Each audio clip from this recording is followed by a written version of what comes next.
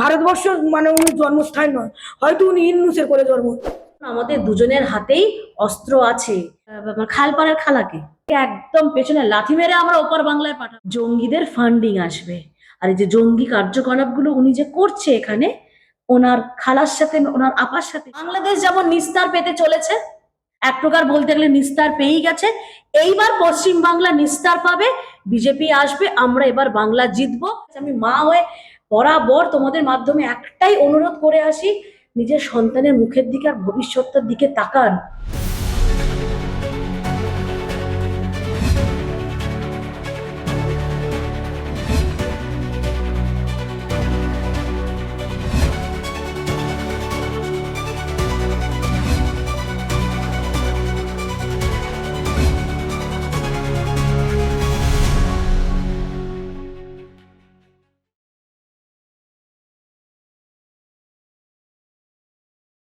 বাংলাদেশে প্রায় 20 বছর পর বিএনপি সরকার গড়লো, হিন্দুরা একজোট হয়ে ইউনূসের সরকারকে সরিয়ে বিএনপি কে নিয়ে এলো।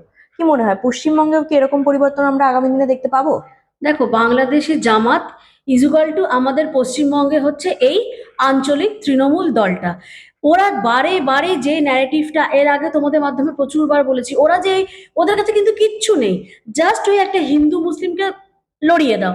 আজকে আমার পাশে তো আমার বোন রেবেকা বসে আছে, সব সময়কে তো আমাকে দাগিয়ে দেয় যে আমি নাকি মুসলিম বিরোধী। আমার বোন পাশে বসে আছে, বলুক তো। আমি বারে বারে বলি, আমি লুঙ্গি বাহিনী আমার ভাইদেরকে বলি না, আমার মুসলিম ভাইদেরকে, আমার জাতীয়তাবাদী, আমার ভারতীয় আমার ভাইদেরকে বলি না। আমি রোহিঙ্গা বাংলাদেশিদের বলেছি, 100 বার বলবো, ওদের লুঙ্গি টেনে দাড়ি ছিঁড়ে যেটা করার সেটা আমি আমার বোন হাতে হাত মিলিয়ে দুজনে একসাথে করব। আর ভেবে যেটা কি যে আজকে মানে হিন্দু মুসলিম লড়িয়ে দেব, তাতেই কি একদম সবকিছু হয়ে যাবে? আজকে এরা তো শিক্ষিত হচ্ছে। আমার প্রশ্নটা কোথায়, আজকে মুসলিম সম্প্রদায়কে অশিক্ষার অন্ধকারে নিমজ্জিত করে রাখছেটা কেন? কারণ ওরা যদি শিক্ষিত হয়ে যায়, কে ইট ছুড়বে, রেল লাইনে কে ভাঙচুর করবে, ট্রেনকে ভাঙচুর করবে, ন্যাশনাল হাইওয়েকে জ্বালাবে, অবরোধ করবে, আমাদের রামনবমী মিছিলের ওপর কে পাথর ছুড়বে, এটা কেউ আমরা করি না।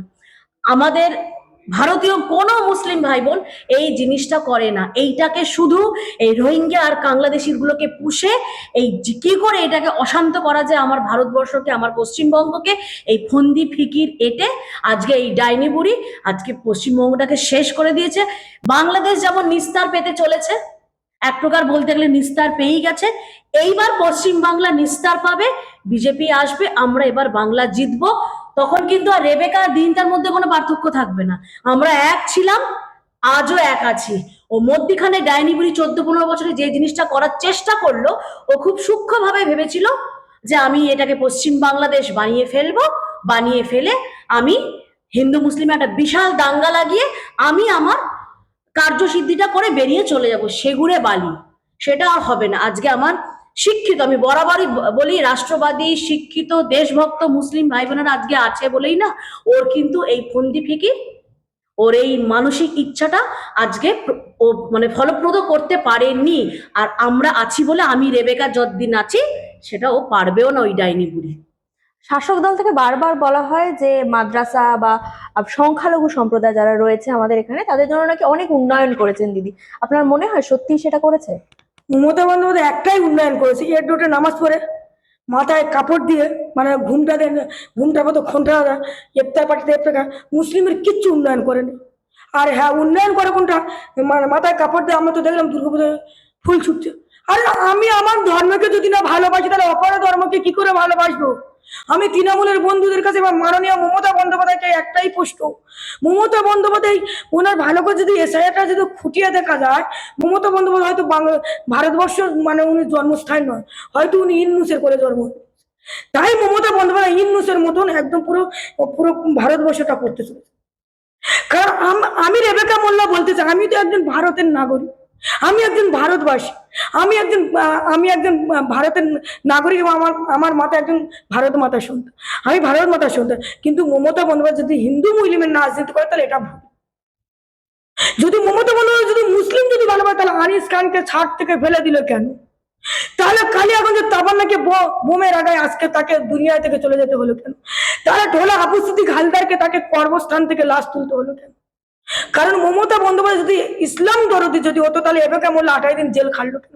কেন একটা বিচার চাইতে এসেছিলাম, জাস্টিস ফর আরজি কর, বুক কেটেছিস গুলো কর। মমতা বন্দ্যোপাধ্যায় না হিন্দু না মুসলিম না খ্রিস্টান না না তো লোক কারণ না, ও একজন গান্ডার। যদি গান্ডারের গায়ে যদি যদি মানে লাঠি পেটা করা হয়, তাকে লাগবে যেরকম সেটা মমতা বন্দ্যোপাধ্যায়। ভারত নিয়ে যা করছে মমতা বন্দ্যোপাধ্যায়, আপনি বন্ধ করুন নাটক। আর ভারত মোদের দেশ রে ভাই, ভারত মোদের দেশ।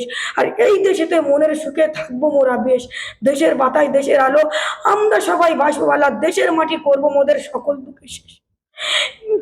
মোরা এক বিন্দু দুটি কুসুম হিন্দু মুসলমান, আর মুসলিম তার নয়নমণি, হিন্দু তার প্রাণ। দিন্নিতা এবেকা নয়নের মণি, আর আর এবেকা দিন্নিতাদের প্রাণ। তাহলে আমরা তো এখানে হিন্দু মুসলিম করি না। হিন্দু মুসলিমে যদি রাজনীতি করে, মমতা বন্দ্যোপাধ্যায় অ্যাকচুয়ালি ভোটের রাজনীতি খেলছে। তাহলে মমতা বন্দ্যোপাধ্যায় যত অনুপ্রবেশকারী বাংলাদেশের মুসলমানগুলো এনে রেখেছিলেন, জামাত জঙ্গিগুলো। কারণ মমতা বন্দ্যোপাধ্যায় যে ওই মাওবাদী শিবসেনা গুলো গুন্ডা বদমাস, বুথ দখল করো মুসলিম, বুথে রিকিং চলবে মুসলিম, সাবকা মারবে মুসলিম, খুন হবে মুসলিম। আপনি দেখবেন সোমবার থেকে শনিবার পর্যন্ত 75% আপনি তাহলে কিসের মুসলিমের দরদি? আর একদিন সবচেয়ে বড় অপদার্থ বসে আছে যে ওয়াকাফ বিল খেয়ে হচ্ছে 5 বিঘে 3 কাঠা জায়গা দখল করে হয়েছে, ফিরাদ হাকিম, বেঈমান হাকিম। তিনি আবার কি বলেছিলেন, তোমারই তো বলেছিলেন যে সাংবাদিকদের বলে উর্দু শিখাচ্ছে। এটা কি তোমার কি বাংলাদেশ না এটা কি তোমার পাকিস্তান? এটা ভারত। তুমি ভুলে যাচ্ছ। যদি তুমি উর্দুর কথা বলে তাহলে তুমি বাংলাদেশে চলে যেতে পারেন, পাকিস্তানে চলে যেতে আমাদের কোনো আপত্তি নেই, কোনো আপত্তি। তুমি যখন ওই জগদ্ধাত্রী পূজার গিয়ে পোশাক টেনে খাবে, এটা তোমার বাবা কেলকের সম্পত্তি নয়। জগদ্ধাত্রী মন্দির হয়ে গেছে, এখনো তুই বেকার। কি দরকার ছিল তোর লেখাপড়া শেখা? মন্দির করলো, সবকিছু করলো, একটা শিক্ষা নেই। আর 1500 টাকা করে মানে লক্ষ্মীর মানে ধিতিং ধিতিং ধিতিং করে নাচতেছে। আর যত নাচো ডিএর টাকা দিতে হয়। সুপ্রিম কোর্ট বলেছে ডান মুখ এক গা চবর মারবে, আর বাম মুখ এক গা চবর মারবে, ডিএর টাকা দিতে হবে মমতা বন্দ্যোপাধ্যায়। এই রাজ্য আমি বলতে চাই, আমি একজন সংখ্যালঘু সম্প্রদায়ের মানুষ বলছি, আমি প্রতিটা ধর্মের মানুষের উপর আহ্বান যাচ্ছে, আপনারা বিজেপিকে ভোট দিন। কারণ যদি মমতা বন্দ্যোপাধ্যায় যদি বা এই 26-এ যদি ক্ষমতা আসে, তাহলে দুয়ারে সরকার বলেছিল দুয়ারে যেমন টিকা বানিয়েছিলেন, দুয়ারে দুয়ারে ধর্ষণ হবে, দুয়ারে দুয়ারে খুন হবে, দুয়ারে দুয়ারে মার্ডার হবে, দুয়ারে দুয়ারে চাকরি চুরি হবে, দুয়ারে দুয়ারে কোনো নারীর সম্মান থাকবে না। আপনারা তো দেখলেন সন্দেশখালী 500 টাকার বিনিময়। আর যে কোনো নারী, সে তো নারী, কোনো ধর্মী নিয়ে তো মুসলিম ধর্মের এজ্জতটা আলাদা, হিন্দু ধর্মের এজ্জতটা আলাদা। আরে এবেকা কালো দিদি ফর্সা, তাহলে দিদির এজ্জতটা কি আলাদা? এজ্জতটা এজ্জত হবে। তুমি এজ্জতটা নিয়ে কান্দিবালির মতো নাচা কোথা করতেছো, আর মা বোনেরা কাঁদতেছে। আর একজন তার মানে অশিক্ষিত রচনা ব্যানার্জি, যে সিন্ডিকেটে ধোমা কুইন্টাল কুইন্টাল জল মহাভারত রচনা করেছিলেন কাজী নজরুল, শিক্ষার কোনো জ্ঞান নেই। আমার মনে ওকে গাঁটটা ধরে প্রাইমারি স্কুলে ভর্তি করে বসে। একটা পদ্য আমার মনে উঠল, প্রাইমারি স্কুলও তো নেই আমাদের রাজ্যে। পরিবর্তন এনেছিলাম মিলবে বলে কাজ। তুমি বললেন পাড়ার মোড়ের চপ শিয়ারা ভাত, বলেছিলেন শিল্পর জোয়ার আনবে তুমি বঙ্গে, সিঙ্গুর গেল নন্দীগ্রাম শালবন তার সঙ্গে, বামা মালে বাংলা নাকি জাহান নামের পথে, আর উল্টে দিলে পাল্টে যাবে রাখবে দুধে ভাতে। রাজ্য জুড়ের উন্নয়নের আসবে আরে গতি, সেই আশাতেই পরিবর্তন আস্থা তোমার প্রতি। সততার প্রতীক তুমি জানতো দেশের লোক, হিংসাদার দুর্নীতি এমনই সামর্থ্য। সাদা চোখে চেয়ে দেখি 14 বছর পরে সাবুক জলে বেড়ে গেছে বন জলে তোর। সবকিছু ছিল তোমার মিথ্যা দিয়া বলা, একমাত্র সত্য হলো সিংহাসন চূড়া। ও পিসি তুই চলে যা, বাংলাদেশে চলে যা, এটাই তোকে মানাচ্ছে না রে। ও পিসি তুই চলে যা। ওনার কথা শুনে এটা স্পষ্ট হয়ে যাচ্ছে যে শুধু ভোট ব্যাংকের জন্য বিশেষ সম্প্রদায়কে ব্যবহার করা হচ্ছে। মাদ্রাসা শিক্ষকরা তারাও সেই একই কথাই বলছে যে শুধুমাত্র ভোট ব্যাংক হিসেবে ব্যবহার করা হচ্ছে আমাদের মমতার আচ্ছা, সরকারকে। একটা জিনিস বলো না, এই যে সর্বক্ষণ বিজেপিকে, মোদিজিকে সারাক্ষণ ও একটা সাংবিধানিক পদে থেকে ওরকে এইটুকু একটা কমন সেন্স নেই যে একটা দেশের প্রধানমন্ত্রীকে মিনিমাম একটা সম্মান দিয়ে কথা বলতে হয়। আমরা তো নাকি বড়দের দেখে শিখি, উনি তো বয়সের দিক দিয়ে আর সাংমানিক দিক দিয়ে তো উনি অনেক একটা উঁচু পদে বসে আছেন। তো উনি যে অনবরত আমাদের প্রধানমন্ত্রীকে, আমাদের স্বরাষ্ট্রমন্ত্রীকে যা মুখে আসছে তাই বলে আছে, এটা কি মানা যায়? কোন রাজ্যের মুখ্যমন্ত্রী এইরকম মানে অসভ্যের চূড়ান্ত একটা আমাদেরকে দেখাও তো। আচ্ছা, আমাদের কেন্দ্রীয় সরকার মোদিজি যদি সংখ্যালঘুদের উন্নয়ন নাই করতো, তাহলে মাদ্রাসার খাতে কত টাকা বরাদ্দ করা হয়েছে এটা একটু আমার বলার দরকার নেই তো, সবার হাতে ইন্টারনেট আছে, ওখানে গেলেই তো দেখা যাবে। তাহলে সেই টাকাগুলো কোথায় গেল? যখন সব রাজ্যেই তো সেই টাকাগুলো অ্যালোকেশন করা হয়েছে, তাহলে সেই টাকাগুলো কোথায় গেল? আজকে মাদ্রাসায় শিক্ষা কেন হবে না? আজকে এই মুসলিম সমাজকে কেন ওই এপিজে আব্দুল কালামকে নিয়েই পড়ে থাকতে হবে? তারপর কেন এত দশক শতক পেরিয়ে গেল, আরো 100টা এপিজে আব্দুল কালাম হলো না? যখন যে জায়গাটা শিক্ষার জন্য ব্যবহার করা হচ্ছে, আলাদা করে তো এখানে ধর্মীয় শিক্ষার দরকার নেই।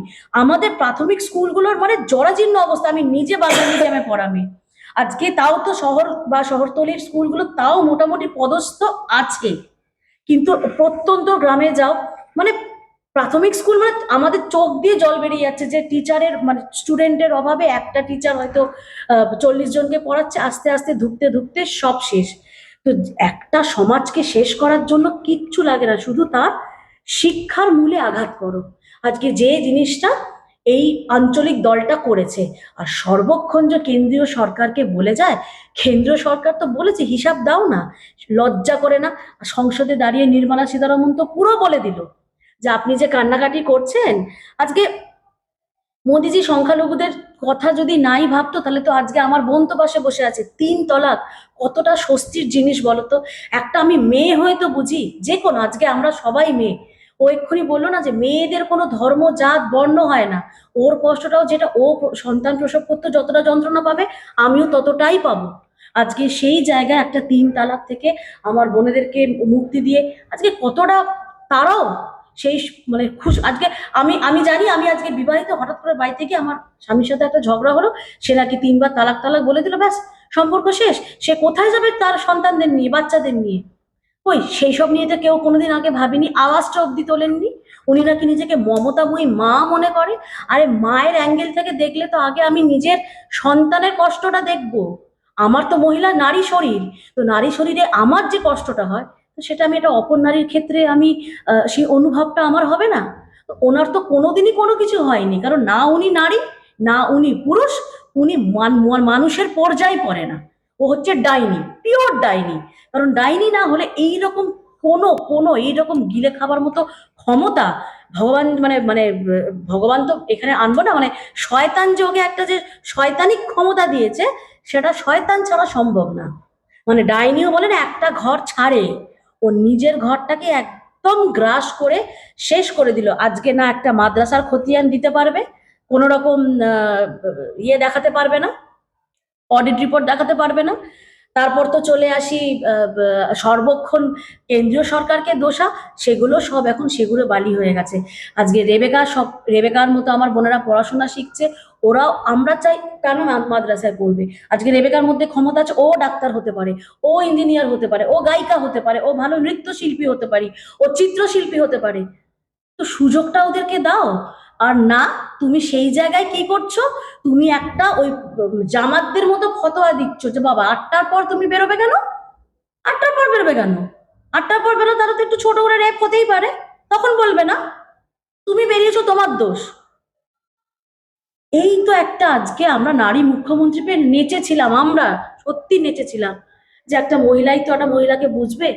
কিন্তু বুঝতে পারিনি ওই নারীর পেছনে যে পুরো শয়তানি ডাইনি টা লুকিয়েছিল। আজকে সব খোলস খুলে গেছে।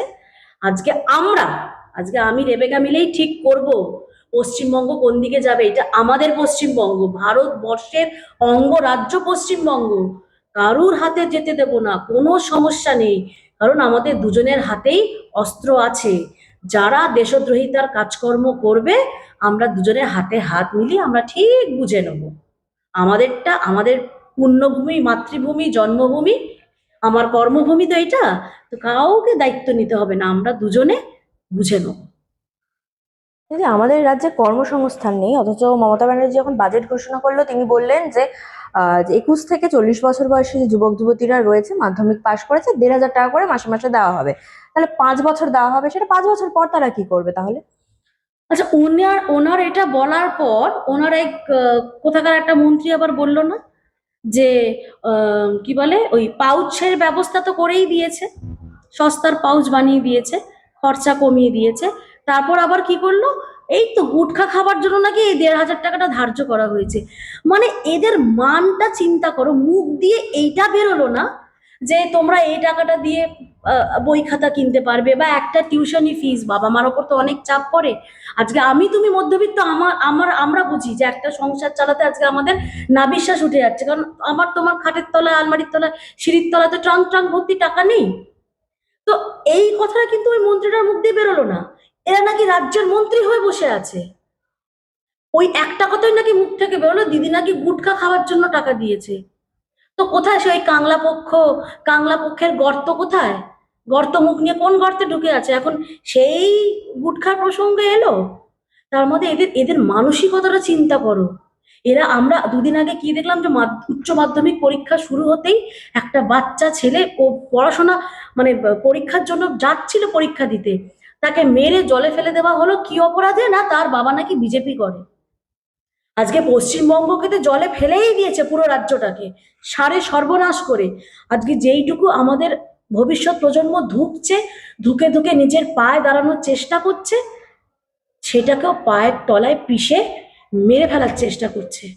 আমরা মায়েরা এবার হাতে হাত দিয়ে মায়েদের কাছে, গোটা রাজ্যবাসীর কাছে, অন্তত মায়েদের কাছে আমি মা হয়ে বরাবর তোমাদের মাধ্যমে একটাই অনুরোধ করে আসি, নিজের সন্তানের মুখের দিকে আর ভবিষ্যৎটার দিকে তাকান।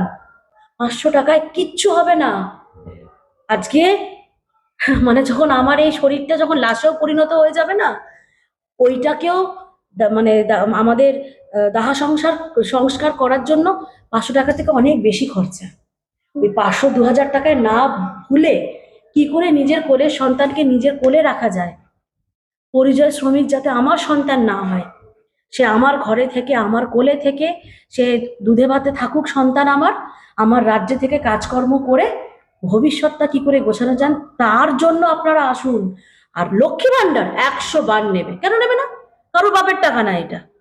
আজকে যদি প্রত্যেকটা ঘরে যে যে মায়েরা নাচছে না, ধেই ধেই করে দেখছি 500 টাকা বাড়িয়ে দেওয়া, তো তাদের উদ্দেশ্যেও এক কথা বলছি, 1,500 থেকে 2,000 করেছে না, 1200 থেকে 1700 1200 থেকে 1700। 1700 করেছে। 1700 টাকা তোমার কি হবে? তুমি যে ধেই ধেই করে নাচছো, আজ যদি তোমার ঘরে সন্তানটা চাকরি করতো, মিনিমাম তো 15 থেকে 20,000 টাকা কামাতো, তাহলে তোমার দিদিকে বলো না সেই টাকাটাই দিতে। ওই খুচরো পয়সার মতো কি ছুটছে তোমাদের দিকে? 1500-1700 টাকা দিতে বলো, 20 থেকে 20,000 টাকা, 15-20,000 টাকা দিতে বলো। একটা মিনিমাম যদি একটা ঘরে সন্তান চাকরি করতে বেরোয়, এই টাকাটা তো ইনকাম করবে।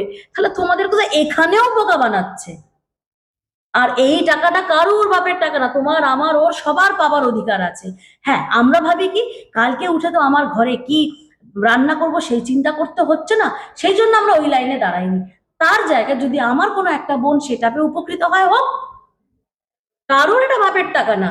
লক্ষ্মী ভান্ডার বরং আরো বেশি করে দেওয়া উচিত, এটা রাজ্যের মহিলাদের অধিকার। কারণ তুমি তো তাদের সন্তানকে পেটে মেরে দিয়ে, সব দিককে মেরে দিয়ে তুমি রাস্তায় বসিয়ে দিয়েছো, ডবল ডবল চাকরিতে দিতে পারলে না, কিন্তু লাঠি পেটা তাদের মানে এমন জায়গায় মানসিক পর্যায়ে এনে দিয়েছো, তারা আজকে দুদিন পর সুইসাইড করতে বাধ্য হবে। ঠাকুর না করো কেউ এরকম মানে মন মানসিকতা তাদের যেন তৈরি হয়।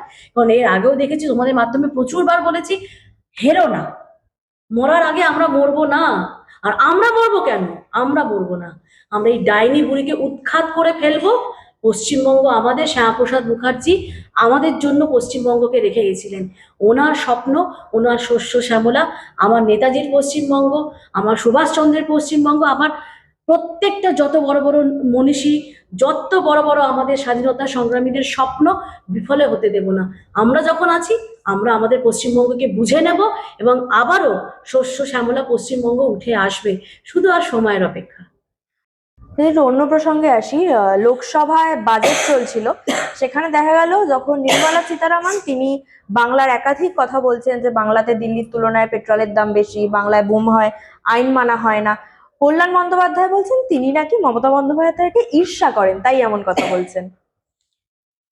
আচ্ছা, এই কি প্রশ্নের উত্তর দেবো বলতো? এই প্রশ্নটা মানে কারুর মাথা ঠিক আছে ওই আঞ্চলিক দলটায়?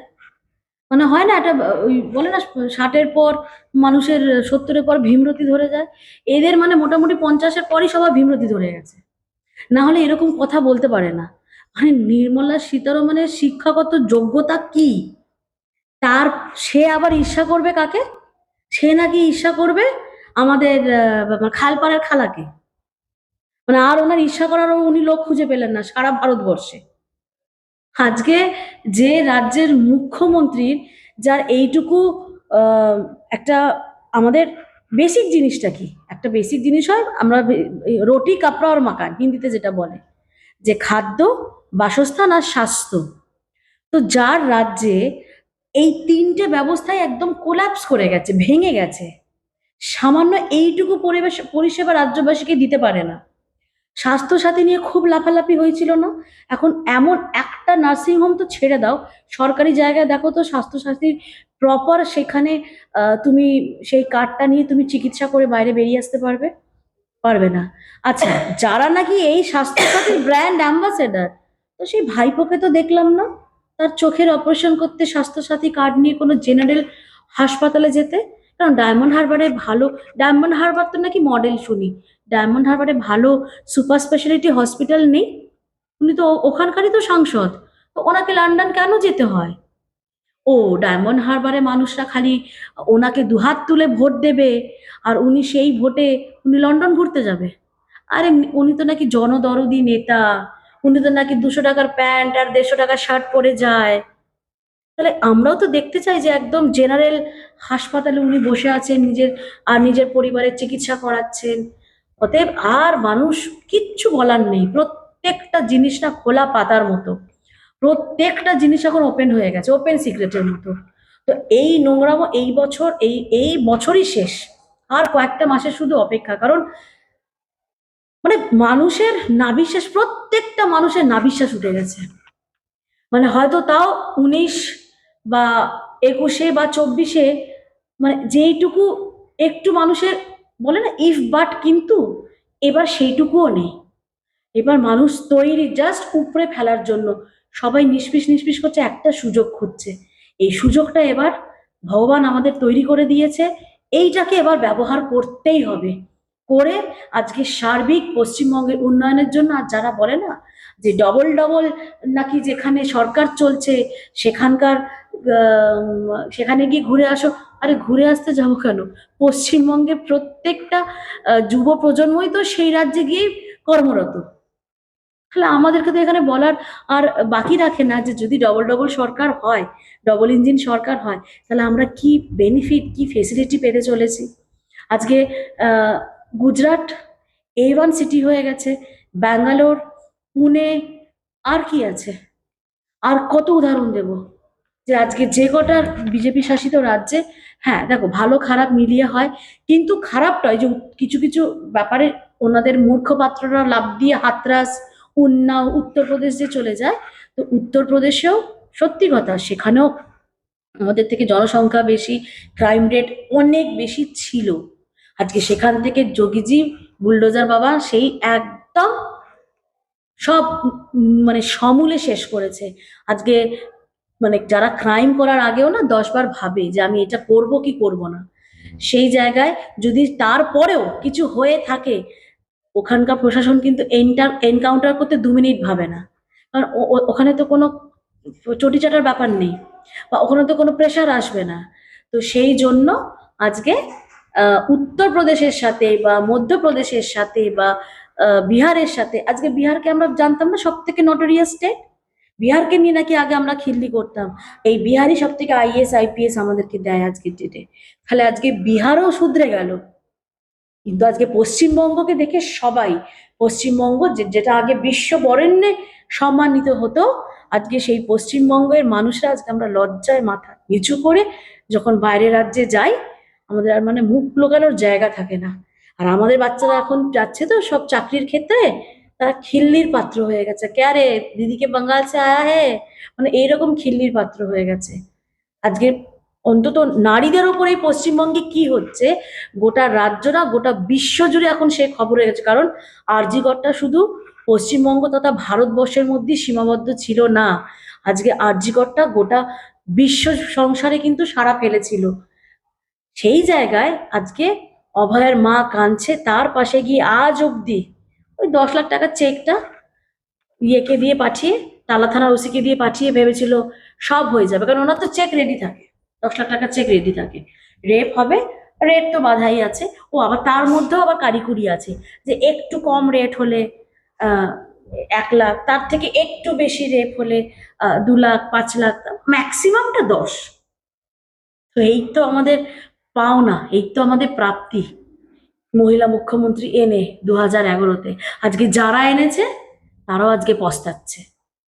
অতএব এইটাই শেষ সুযোগ পশ্চিমবঙ্গবাসীর কাছে। এই শেষ সুযোগটা এবার সবাইকে কাজে লাগাতে হবে। দিদি, একদম শেষ প্রশ্ন। কল্যাণ বন্দ্যোপাধ্যায় বলছেন যে এই রাজ্যে সিপিএম বিজেপির আর কিচ্ছু নেই, যদি নাই থাকে তাহলে এই রেবেকাদির মতো মানুষদের জেলে কেন যেতে হচ্ছে বিরোধিতা করলে? শুভেন্দু বাবুকে বারবার কোর্টের দ্বারস্থ হতে হচ্ছে কেন, যে সভা করতে গেলে, মিছিল করতে গেলে? না, উনি তো নিজেকে আইনজীবী মনে করে, মানে আইনজীবী উনি, লিটারেলি নাকি। তো উনি আইনজীবী হয়ে জানে না আজকে কে মহাশূন্যে ভাসছে? আর যদি আমরা কোনো প্রাসঙ্গিক নাই হই, আগে আমাদেরকে বলা হতো না কি কি দূরবীন দিয়ে খুঁজে পাওয়া যায় না। তো যাকে নাকি দূরবীন দিয়ে খুঁজে পাওয়া যায় না, সেই আমরা বিরোধীরা যখন নামি একটা আন্দোলন করতে, তখন পুলিশি তৎপরতা দেখেছো? ওরে বাবা, জল কামান থেকে শুরু করে ব্যারিকেড থেকে শুরু করে সে কি তৎপরতা। কিন্তু এই প্রশাসন জঙ্গি ধরতে পারে না। হুমায়ুন কবিরের বাবরি যাত্রা তো বাধা দিচ্ছে না। না না, ওখানেও তো বাধা দিচ্ছে না। কিন্তু দেখো, আমাদের রামনবমীর মিছিলে বলো বা আমাদের যে কোনো ধর্মীয় শোভাযাত্রা যখন আমরা নিয়ে বেরোবো, ওরে বাবা, তখন কত নিয়ম কানুন, সাউন্ড এই রাখতে হবে, এতটার থেকে এতটার মধ্যে, এই টাইম থেকে এই টাইমের মধ্যে আপনাদের মিছিল শেষ করতে হবে, মানে সে বিধি নিষেধের মানে কি আড়ম্বর। আর যে জিনিসটা নিয়ে আমাদের আপত্তি, কই আজকে কেউ বলছে না তো মসজিদ কেন? রাম মন্দির নিয়ে তো কথা হয়েছিল, যে আজকে তো কেউ বলছে না মসজিদ কেন। হুমায়ুন কবির ওখানে তো একটা খুব ভালো সুপার স্পেশালিটি, ওনার যে অনুদান উঠেছে, একদিনেই নাকি 50 কোটি টাকা উঠে গেছে, আমরা সব শুনছি, অবাক হয়ে যাচ্ছি, এত দরদি মানুষেরা টাকা দিচ্ছে।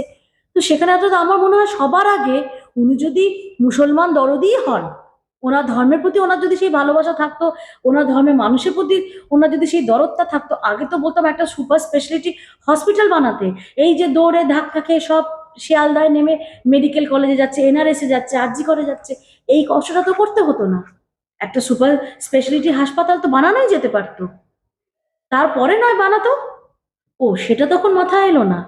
আর কার নামে করছে? যার সাথে ভারতবর্ষের কোনো সম্পর্কই নেই। কারণ এই মসজিদের নামটা কি এপিজে আব্দুল কালাম হতে পারতো না? নজরুল ইসলাম হতে পারতো না? ভাই বাবরি, কারণ জানে এই নামটা নিলে আমাকে বাইরের থেকে ফান্ডিংটা আসবে আমার কাছে, জঙ্গিদের ফান্ডিং আসবে। আর এই যে জঙ্গি কার্যকলাপগুলো উনি যে করছে এখানে ওনার খালার সাথে, ওনার আপার সাথে মিলে, সেটা স্পষ্টতই এই যোগগুলো সব পরিষ্কার। তো অতএব সেইটা বিষয় না। আজকে এটাই আমাদের ভালো লাগার জায়গা, যে আমাদের রাষ্ট্রবাদী মুসলিম ভাই বোনেরা কিন্তু দেশের স্বার্থে লড়ে যাচ্ছে আমাদের সাথে, হাতে হাত মিলিয়ে। আমরা কিন্তু এক, এই বার্তাটাই আমাদের দেওয়ার, যে আমরা আলাদা নই। আর আমাদের দুজনের লড়াই ওই লুঙ্গি বাহিনী, রোহিঙ্গা আর অনুপ্রবেশকারী বাংলাদেশের, সেই লড়াইটা দিন তারও, সেই লড়াইটা রেবেকারও। সেটা চলছে যতদিন না এদেরকে একদম পেছনে লাথি মেরে আমরা ওপার বাংলায় পাঠাবো, আমার দেশ থেকে বিতাড়িত করব, এই লড়াই কিন্তু আমরা থামাবো না। অতএব এই যে আমাদেরকে একটা ন্যারেটিভ করে যে আলাদা করে দেওয়ার চেষ্টা, সেটা রীতিমতো ব্যর্থ হয়ে গেছে। ওদিকে একটা ব্যর্থ হয়ে গেছে, তারপর কি হলো, যখন হিন্দু মুসলিম লড়িয়ে এত আমি চেষ্টা করে যাচ্ছি, আর দাঙ্গা লাগছে না, মানুষ খেপছে না কেন? তুমি দেখেছো তো, তাহলে তো আজকে আমিও পাশাপাশি থাকতেই পারতাম না। সমস্যাটা তো আমাদের না। এই যা প্যাটার্নটা দেখো, যে কটা মালদা, মুর্শিদাবাদ, ধুলিয়ান, দূরে যে কটা প্যাটার্ন, সব প্যাটার্ন কিন্তু বাংলাদেশ প্যাটার্ন। এটা আলোর মতো পরিষ্কার, এটা আলাদা করে আর কিছু বলার নেই। তো যারা এগুলো করতে আমার দেশে ঢুকেছে, তাদের তো খবর আছে, সে ন্যাশনাল সিকিউরিটি এজেন্সিও তাদেরকে ছাড়বে না।